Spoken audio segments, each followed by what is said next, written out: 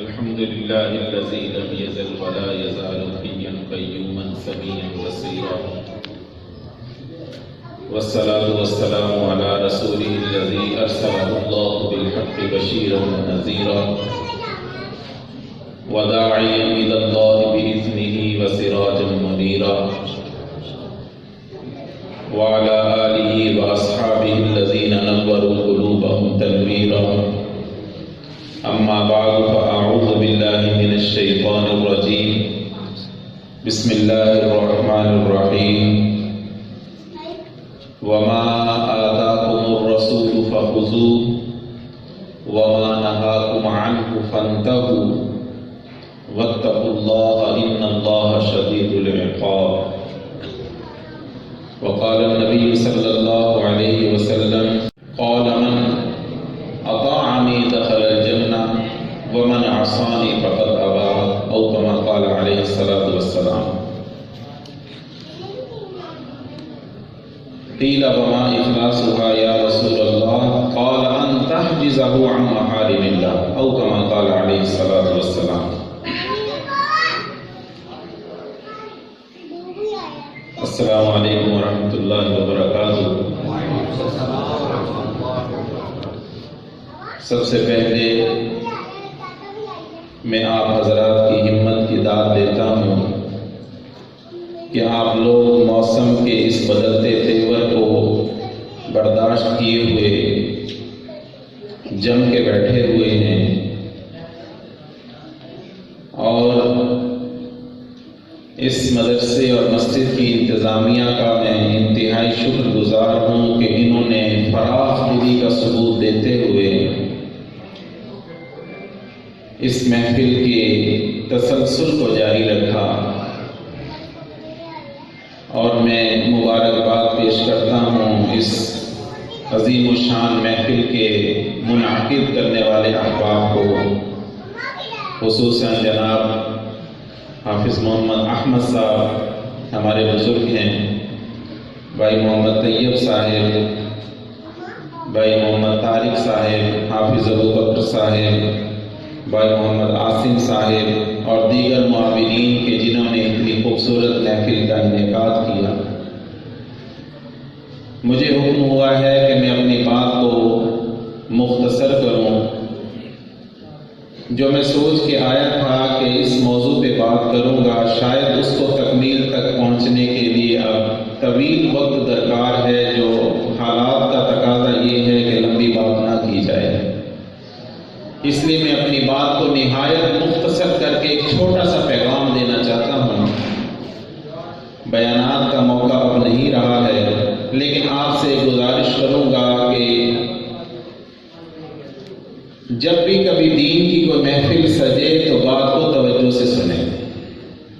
قرآن پاک میں آتا ہے فبشر عبادی، اے نبی مکرم میرے امتوں کو خوشخبری سناؤ، الذین یستمعون القول، جو بات کو دھیان سے سنتے ہیں. دھیان سے کیوں سنتے ہیں؟ اس لیے نہیں کہ دیکھیں خطیب کتنا ذیشان ہے، بات کتنے عمدہ طریقے سے کرتا ہے، کتنے جواہر پارے دکھاتا ہے، اس لیے نہیں بات کو سنتے دھیان سے، بلکہ کیوں؟ فَيَتَّبِعُونَ أَحْسَنَا، کہ اس لیے دھیان سے سنتے ہیں کہ اچھے طریقے سے عمل کرنا ہوتا ہے. أُولَئِكَ الَّذِينَ هَدَاهُمُ اللَّهُ، ایسے لوگوں کو اللہ ہدایت دے دیتے ہیں. وَأُولَئِكَ هُمْ أُولُو الْأَلْبَابِ، اور یہ سمجھدار لوگ ہیں، عقل والے ہیں، کہ اپنی زندگی کا ایک وقت صرف کر رہے ہیں اور لذت کے لیے نہیں بیٹھے ہوئے بلکہ عمل کی نیت سے بیٹھے ہوئے ہیں. آپ نے کتنے جلسے، جلوس، ریلیاں اٹینڈ کی ہوں گی، لیکن اس نیت کے نہ ہونے کی وجہ سے آج تک ہماری زندگیوں میں بدلاؤ نہیں آیا. اگر بندہ عمل کی نیت سے ایک بات بھی سن لے گا تو اس کی زندگی میں تبدیلی آ جائے گی، بدلاؤ آ جائے گا. یہ قرآن کا اشارہ ہے اس بات کی طرف. ایسے لوگوں کو ہدایت ملتی ہے. تو میں صرف دو باتیں آپ حضرات کے سامنے کرنا چاہتا ہوں، اور میں نے خود بھی عمل کی نیت کر لی ہے، اور آپ سے بھی یہی مطالبہ کرتا ہوں کہ عمل کی نیت سے سنیں. گرچہ انداز بیاں کچھ شوق نہیں ہے، گرچہ انداز بیاں کچھ شوق نہیں ہے، شاید کہ اتر جائے تیرے دل میں میری بات۔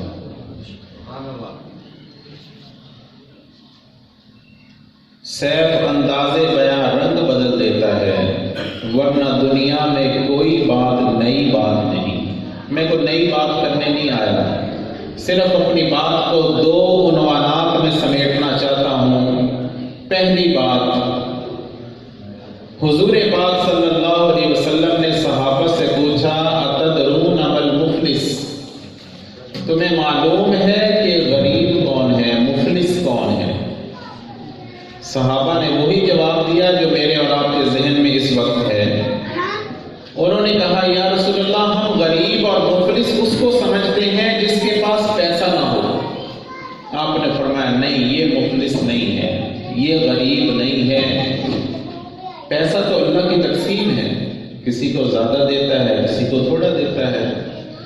پھر صحابہ نے پوچھا یا رسول اللہ بتائیے مفلس کسے کہتے ہیں، آپ بتا دیجیے۔ آپ نے ارشاد فرمایا میری امت کا مفلس وہ ہے کہ قیامت کے دن آئے گا اور اتنے اعمال لے کر آئے گا کہ اگر اس کے اعمال تہامہ کے پہاڑوں پہ رکھ دیے جائیں تو اعمال کے وزن سے پہاڑ زمین میں اتر جائیں، اتنے اعمال لے کر آئے گا۔ لیکن کسی کا دل دکھایا ہوگا، کسی کی پگڑی اچھالی ہوگی، کسی کا حق دبایا ہوگا، کسی پہ یہ ظلم کیا ہوگا، کسی پہ زیادتی کی ہوگی، کسی کی زمین دبائی ہوگی، کسی کا پیسہ دبایا ہوگا، اعمال اتنے کہ اس کا بوجھ پہاڑ بھی برداشت نہ کر سکیں۔ قیامت والے دن حق لینے والے حق لینے کے لیے آ جائیں گے، اس کی نیکیاں ان کو بانٹ دی جائیں گی۔ حق لینے والے ابھی بھی موجود ہوں گے، نیکیاں اس کی ختم ہو جائیں گی، پھر حق لینے والوں کے گناہ اس کے اوپر لاتے جائیں گے اور یہ ان کے گناہوں کے بوجھ لے کے دوزخ میں اترے گا۔ فرمایا میری امت کا مفلس یہ شخص ہے۔ اب یہاں پہ سوچنے کی بات ہے، صحابہ کہتے ہیں ہمارے دل دہل گئے اس بات کو سن کر کہ اتنی نیکیاں کی اور ذرا سی بے احتیاطی کے اوپر یہ انجام ہوا۔ فرمایا یہ میری امت کا مفلس ہے۔ اس پہ میں ایک بات سناتا ہوں آپ کو۔ حضور پاک صلی اللہ علیہ وسلم کو بخار ہوا، اتنا شدید بخار، صحابی کہتے ہیں میں نے آپ کی جبین اقدس پہ ہاتھ رکھا تو ہاتھ تپنے لگا۔ میں نے عرض کیا یا رسول اللہ اتنا بخار آپ کو؟ آپ نے فرمایا ہاں، جتنا تم دو کو ہوتا ہے اتنا مجھے اکیلے کو ہوتا ہے۔ آپ علیہ الصلوۃ والسلام اپنے حجرہ مبارکہ میں ہیں، امی عائشہ کے حجرہ مبارکہ میں ہیں۔ آپ صلی اللہ علیہ وسلم نماز کے لیے اٹھنا چاہتے ہیں لیکن طبیعت میں ضعف آ چکا ہے، آپ سے اٹھنا مشکل ہو رہا ہے۔ 7 مشکیزیں پانی کے اوپر بہائے گئے کہ بخار کی شدت ٹوٹے، لیکن بخار کی شدت کم ہونے کو نہیں آ رہی۔ آپ بار بار وضو فرماتے ہیں لیکن پھر غنودگی اور بخار کی شدت سے غشی طاری ہو جاتی ہے۔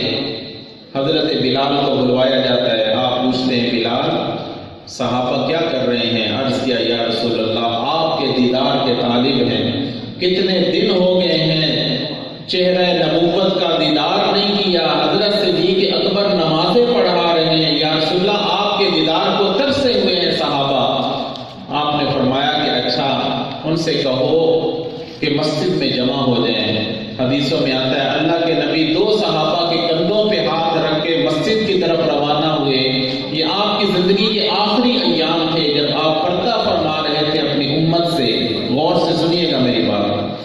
آپ علیہ الصلوۃ والسلام سے چلا بھی نہیں جا رہا، آپ کے قدم مبارک زمین پہ گھسٹ رہے ہیں۔ آپ مسجد نبوی کے منبر پر جلوہ افروز ہوئے۔ صحابہ سے 2 باتیں ارشاد فرمائی۔ پہلی بات آپ نے فرمائی میرے صحابہ یہ بتاؤ کہ میرے بعد دین کا کیا کرو گے؟ عرض کیا یا رسول اللہ آپ کے دین کو سینے سے لگا کے رکھیں گے۔ آپ نے ارشاد فرمایا دیکھ لو اس دین کے لیے میں نے بڑی مشقتیں اٹھائی ہیں، بڑی تکلیفیں اٹھائی ہیں۔ طائف کے پتھر یاد رکھنا، میرے احد کے دندان مبارک کی شہادت یاد رکھنا، رخسار میں فوت کی گھسی ہوئی کڑیوں کا منظر سامنے لے کے آؤ اور میرے فاقوں کی کہانی اپنے سامنے ذرا دہراؤ۔ کے لیے بڑی مشقتیں برداشت کی ہیں، کیا اس دین کو سینے سے لگاؤ گے؟ صحابہ نے عرض کیا یا رسول اللہ اس دین کو سینے سے لگا کے رکھیں گے۔ آپ نے پھر دوسری بات ارشاد فرمائی کہ اچھا اگر میں نے کسی کا کچھ دینا ہے تو وہ مجھ سے ابھی لے لے۔ صحابہ عرض کرنے لگے یا رسول اللہ آپ کے صدقے سے تو ہمیں سب کچھ ملا ہے، ہماری تو جانیں آپ پر قربان۔ آپ نے فرمایا نہیں، وقت رخصت آ گیا ہے میرا، میں دنیا سے پردہ کرنے والا ہوں۔ اللہ نے ایک بندے کو اختیار دیا دنیا میں رہنے کا یا اپنے پاس آنے کا، اس بندے نے اللہ کی رفاقت کو ترجیح دی ہے۔ میں نے کسی کا کچھ دینا ہو تو لے لے۔ آپ علیہ السلام شدت سے فرماتے رہے، ایک صحابی اٹھے یا رسول اللہ آپ نے 3 درہم مجھ سے لیے تھے۔ آپ نے فرمایا کس موقع پہ؟ عرض کیا یا رسول اللہ ایک سوالی آپ کے در پہ آیا تھا اور آپ کے سامنے جھولی پھیلائی تھی، آپ کے پاس دینے کے لیے کچھ نہیں تھا، آپ نے مجھ سے لے کر اسے 3 درہم دیے تھے۔ آپ نے ایک صحابی سے فرمایا کہ اس کے 3 درہم ادا کر دو۔ اس صحابی نے 3 درہم ادا کیے، انہوں نے چوم کے اپنے پاس محفوظ کر دیے کہ یا رسول اللہ مجھے 3 درہموں کی ضرورت نہیں تھی، میں تو آپ کی نشانی رکھنا چاہتا تھا۔ پھر اللہ کے نبی نے فرمایا میں نے کسی پہ زیادتی کی ہو تو وہ بدلہ بھی لے لے، زیادتی کی ہو تو بدلہ بھی لے لے۔ وہ اللہ کے نبی کیا کسی پہ زیادتی کریں گے جو رحمت للعالمین بن کے تشریف لائے، جنہوں نے کبھی ساری زندگی کسی کو تکلیف نہیں دی، وہ کسی پہ کیا زیادتی کریں گے؟ سبق مجھے اور آپ کو دینا ہے کہ نمازیں پڑھی جا رہے ہو، زکاتیں دیے جا رہے ہو، حج کیے جا رہے ہو، لیکن حقوق العباد کا خیال شاید تمہیں نہ آئے۔ تمہاری یہ نمازیں سب کی سب جائیں گی، تمہارے روزے بھی جائیں گے اگر کسی کا دل دکھایا ہوگا، کسی پہ زیادتی کی ہوئی ہوگی۔ ایک صحابی اٹھے حضرت عکاشہ بن محصن رضی اللہ عنہ، یا رسول اللہ آپ نے ایک دفعہ مجھے کوڑا مارا تھا، ایک دفعہ مجھے کوڑا مارا تھا، آپ اتنی شدت سے ارشاد فرما رہے ہیں مجھے بدلہ دلوا دیجیے۔ صحابہ کی چیخیں نکل گئیں کہ اللہ کے نبی بیماری کی حالت میں گھسٹتے قدموں کے ساتھ 2 صحابہ کا سہارا لے کے مسجد میں آئے ہیں، اور یہ صحابی کیا کہہ رہے ہیں کہ مجھے چھڑی ماری تھی آپ بدلہ دلوا دیجیے۔ آپ نے ارشاد فرمایا کس موقع کی بات کرتے ہو؟ عرض کیا یا رسول اللہ تبوک کے سفر میں آپ کے ساتھ جا رہا تھا، آپ سواری پہ سوار تھے اور آپ کے ہاتھ میں ایک ہنٹر تھا، آپ نے اپنی اونٹنی کو مارنا چاہا، وہ میرے لگ گیا تھا، اب آپ فرما رہے ہیں بدلہ لے لو تو بدلہ دلوا دیجیے۔ آپ علیہ السلام نے فرمایا لے لو آ کے بدلہ لے لو۔ صحابہ اٹھے اور کہنے لگے عکاشہ بن محصن خدا کے لیے اللہ کے نبی کی حالت تو دیکھو، آپ علیہ السلام اتنی تکلیفوں کے ساتھ جو ہے وہ مسجد میں تشریف لائے اور تم بدلے کی بات کر رہے ہو۔ عکاشہ بن محصن رضی اللہ تعالیٰ عنہ کہنے لگے یا رسول اللہ اگر آپ نے بدلہ بھی دلوانا ہے تو وہ جو تیر، وہ جو ہنٹر آپ نے مارا تھا وہی ہنٹر منگوائیں تاکہ بدلہ بھی پورا تو ہو جائے۔ عجیب ایک منظر کریٹ ہو رہا تھا۔ آپ علیہ السلام نے فرمایا وہ کون سا تیر تھا، وہ کون سا ہنٹر تھا؟ عرض کیا یا رسول اللہ خیزران کی لکڑی کا گتھا ہوا ایک بے پھل کا تیر تھا۔ آپ نے فرمایا وہ تو فاطمہ کے گھر پڑا ہوا ہے۔ حضرت سلمان فارسی سے فرمایا سلمان اٹھو اور میری بیٹی فاطمہ کے گھر سے وہ تیر لے کر آؤ۔ حضرت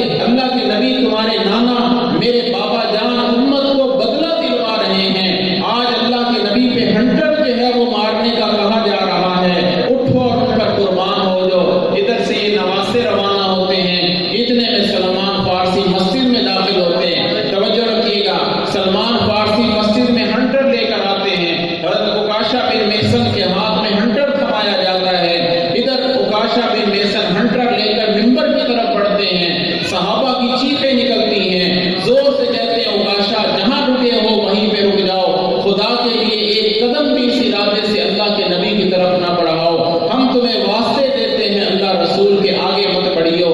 دیکھو تو صحیح، اللہ کے نبی بخار کی حالت میں تپ رہے ہیں اور گھسٹتے قدموں سے مسجد میں تشریف لائے ہیں، آخری دیدار امت کو کروا رہے ہیں، اور تم اس حالت میں ہنٹر لے کے اللہ کے نبی کو مارو گے۔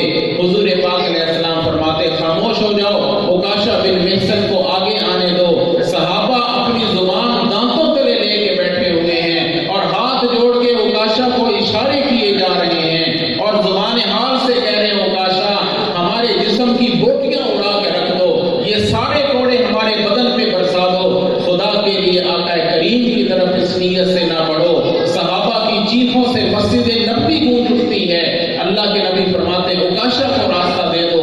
عکاشہ آگے بڑھتے ہیں، منبر رسول کے قریب پہنچتے ہیں، ادھر سے حسن و حسین شہزادے مسجد نبوی میں داخل ہو کے کہتے ہیں خدا کے لیے عکاشہ وہیں پہ رک جاؤ، حسن و حسین اپنے نانا کی جان پہ قربان ہونے کے لیے حاضر ہو چکے ہیں، ہمارے ریشے بدن کے ادھیڑ دو، ہماری ہڈیاں مار مار کے ننگی کر دو، لیکن ہمارے نانا جان کی طرف اس نیت سے قدم نہ بڑھاؤ۔ اللہ کے نبی حسن و حسین کو بھی خاموش کرا دیتے ہیں، صحابہ کو بھی چپ رہنے کی تلقین کرتے ہیں۔ عکاشہ بن محصن انصاری صحابی ہیں، وہ گھوڑا لے کر آگے بڑھتے ہیں اور آ کے کہتے ہیں اللہ کے نبی بدلہ دلوائیے۔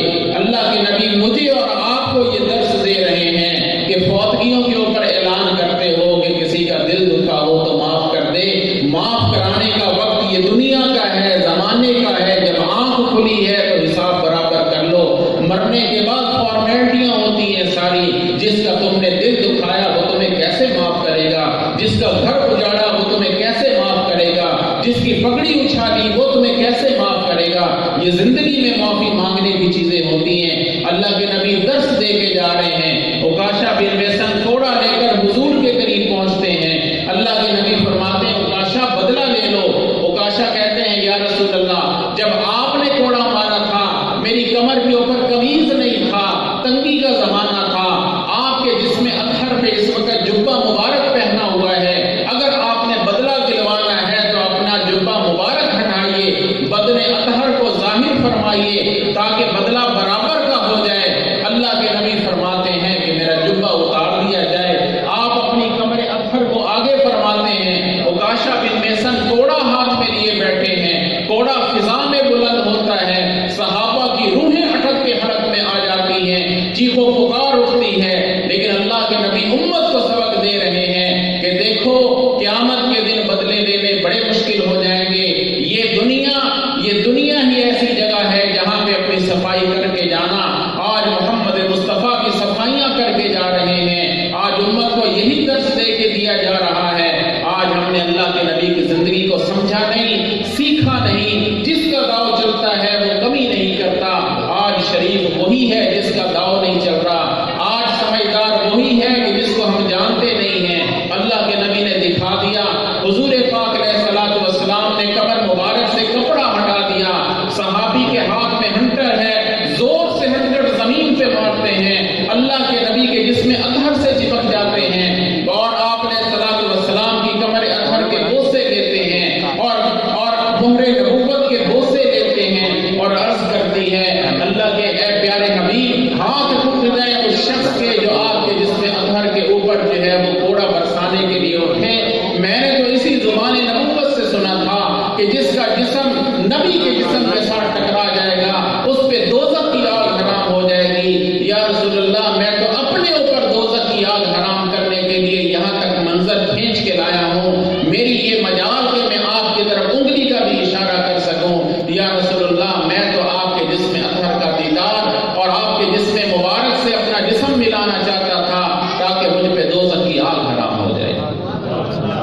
یہ اللہ کے نبی نے ہمیں سبق دیا ہے، لیکن افسوس کہ آج امت اس طرف نہیں رہی۔ آج ہمیں احساس نہیں ہے کہ اللہ کے نبی ہمیں یہ درس دے کے گئے ہیں کہ دنیا کے اندر اپنے معاملے صاف کرا لو، آخرت کا معاملہ بڑا مشکل ہے۔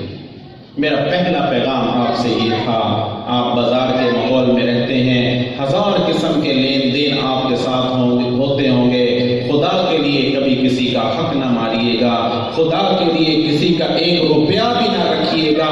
ہمیں اندازہ نہیں، وہ جب پکڑنے پہ آتا ہے تو ایک سوئی پہ بھی پکڑ لیتا ہے، وہ سمجھ اور بے نیاز ہے، اس کی کسی کے ساتھ رشتہ داری نہیں ہے۔ دنیا میں اپنا بوجھ ہلکا کر کے رکھیے، دنیا میں دینا آسان ہے، آخرت کے اندر بدلے چکانا بڑا مشکل ہے۔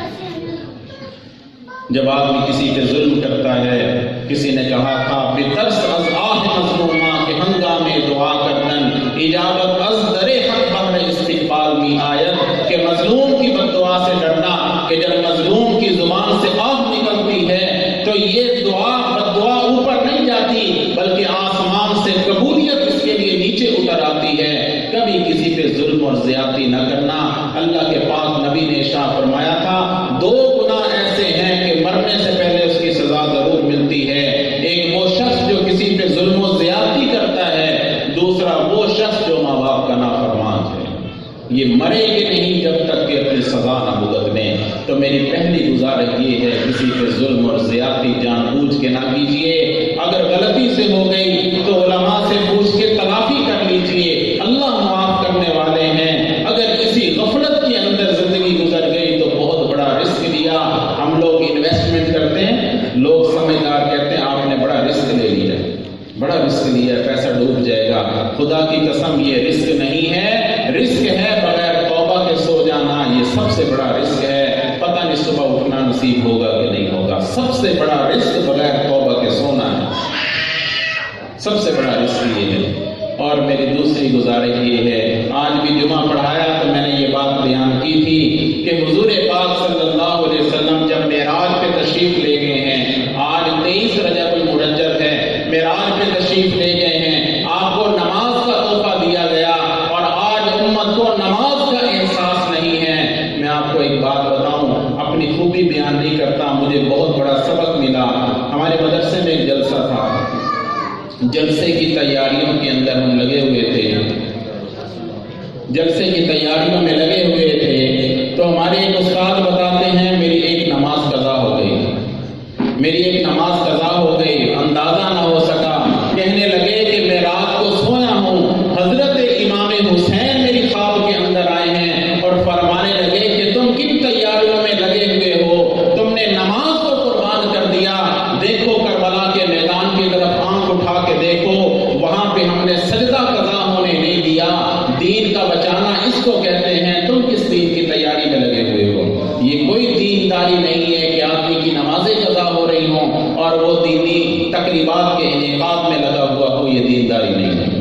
اور آخری بات، اس نماز کی قیمت کاش ہمیں معلوم ہو جائے، کاش ہمیں اس نماز کی قیمت معلوم ہو جائے۔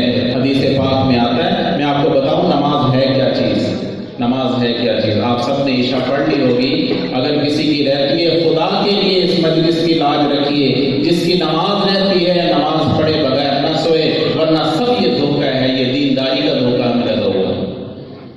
حدیث پاک میں آتا ہے کہ جب حضرت جبرائیل علیہ السلام کو اللہ نے پیدا کیا، آپ جانتے ہیں جبرائیل علیہ السلام سید الملائکہ ہیں، 600 پر اللہ نے ان کو بنایا، جعل لہ 600 اجنحہ، 600 پر ان کے بنائے گئے۔ ما بین المشرق والمغرب، ایک پر کو کھولیں تو مشرق اس کے نیچے، دوسرا پر کھولیں تو مغرب اس کے نیچے۔ نظر الی نفسہ، اپنے آپ کو دیکھا تو اللہ سے کہا، ہے اللہ حل خلقت احسن صورتا منی، کیا آپ نے مجھ سے زیادہ بھی خوبصورت کسی کو بنایا ہے؟ اللہ نے فرمایا لا، نہیں جبرائیل، ملائکہ میں سب سے زیادہ حسین تو ہے۔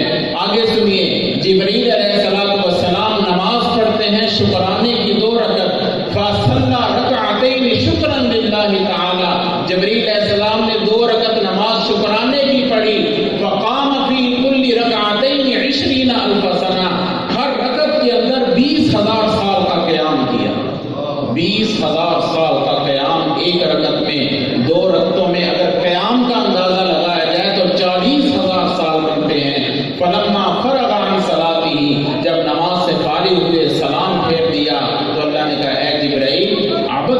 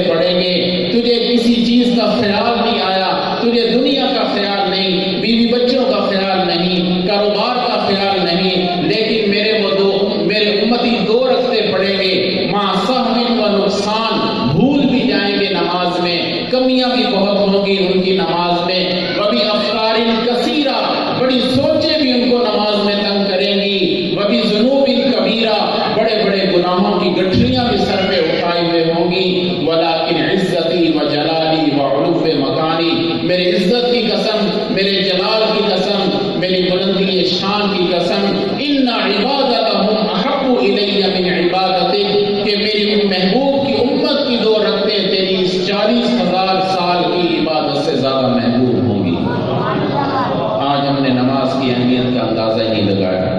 جبریل علیہ السلام نے وجہ پوچھی کہ یا اللہ یہ کیا وجہ ہے، میری نماز اتنی لمبی، اس میں خیال بھی کسی کا نہیں ہے، اور تیری نبی کی امتی کی 2 رکعت کی نمازیں، اور آپ نے فرمایا گناہ بھی کریں گے، خیالات بھی آئیں گے، نماز میں بھولیں گے بھی بہت، پھر ان کی 2 رکعتوں کا ثواب مجھ سے زیادہ کیوں ہوگا؟ اللہ نے ارشاد فرمایا کہ انہوں نے میرے حکم کے تحت نماز پڑھی ہوگی اور تم نے میرے حکم کے بغیر نماز پڑھی ہے۔ ان عبادتہم، کہ ان کی عبادت مجھے اس لیے محبوب ہوگی کہ وہ میرے حکم کے تحت نماز پڑھیں گے۔ جب اذان کا وقت بلند ہوگا، مؤذن اللہ اکبر کی آواز بلند کرے گا، وہ اپنا سب کچھ چھوڑ کے میری بارگاہ میں سجدہ ریز ہو جائیں گے۔ مجھے ان کی یہ ادا پسند آئی ہے، اس لیے تیری نماز سے زیادہ محبوب ان کی نماز ہوگی۔ جبریل علیہ السلام نے کہا اللہ ما اعطیت فی مقابلۃ عبادتی، اے اللہ وہ نماز پڑھیں گے تو ان کو دے گا کیا؟ اللہ تعالیٰ نے فرمایا اعطیتہم جنت المأویٰ، میں ان کو جنت مأویٰ دوں گا۔ غور سے سنیے، جبرائیل علیہ السلام نے فرمایا کہ یا اللہ میں وہ جنت دیکھنا چاہتا ہوں جو تیرے محبوب کی امتی کو 2 رکعتوں کے اوپر ملنے والی ہے۔ اللہ تعالیٰ نے فرمایا کہ دیکھ لے جنت۔ حدیث میں آتا ہے فطار جبریل علیہ السلام نے اڑنا شروع کیا، 600 پر ہیں، 2 پر کھولے، 300 سال کا فاصلہ طے کر لیا۔ فلما ضما، جب پروں کو بند کیا آگے بڑھے، قطع مثل ذالک، 300 سال کا اور فاصلہ طے کر لیا، حتیٰ کہ 3000 سال تک اڑتے رہے، حتیٰ عجز جبریل علیہ السلام تھک گئے، ونزل تحت ظل الشجر، ایک درخت کے سائے کے اندر اترے اور اللہ کی بارگاہ میں سجدہ کیا اور اپنے سجدے میں اندازے لگانے لگے۔ اللہ سے پوچھا حل رأیت ثلثھا، اے اللہ میں نے 3/4 جنت تو دیکھ لی ہوگی، پھر سوچا کہ شاید زیادہ کہہ بیٹھا ہوں، اور ربعھا، اے اللہ میں نے 4تھا حصہ تو دیکھ لیا ہوگا۔ اللہ نے فرمایا کہ جبرائیل لو طرت مثل ما طرت، جتنا اڑا ہے اتنا اور اڑ لے، وَأَعْطَيْتُ قُوَّةً مِثْلَ قُوَّتِكَ، جتنی طاقت میں نے تجھے دی ہے اتنی طاقت میں تجھے اور دوں۔ تو 3000 سال تک اڑا ہے، تو 3 لاکھ سال تک بھی اڑتا رہے، میری عزت اور میرے جلال کی قسم، اپنے محبوب کے امتیوں کی 2 رکعت پہ میں جو جنت ان کو دینے والا ہوں تو اس کا 100واں حصہ بھی نہیں دیکھ سکے، 100واں حصہ بھی نہیں دیکھ سکے۔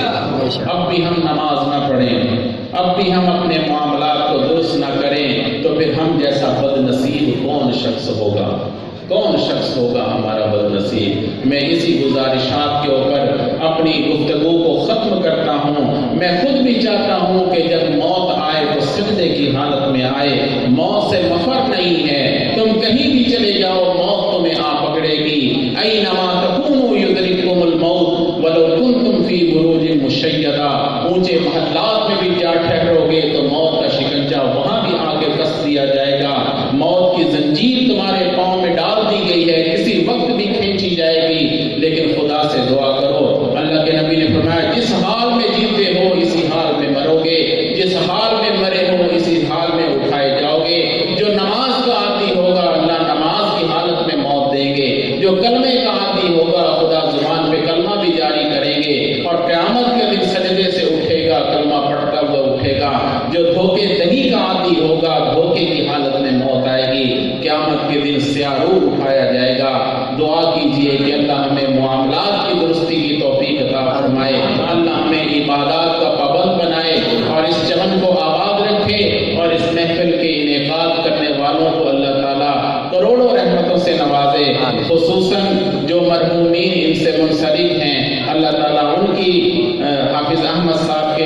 بھائی جان، ان کے بڑے بھائی وفات پا چکے ہمارے سسر تھے، اللہ تعالیٰ ان کی کامل مغفرت فرمائے، ان کے بہنوئی ان کی اللہ کامل مغفرت فرمائے، ان کے بھتیجے کی اللہ تعالیٰ کامل مغفرت فرمائے، جتنے بھی احباب تشریف فرما ہیں اللہ سب کے مرحومین کی کامل مغفرت فرمائے۔ وآخر دعوانا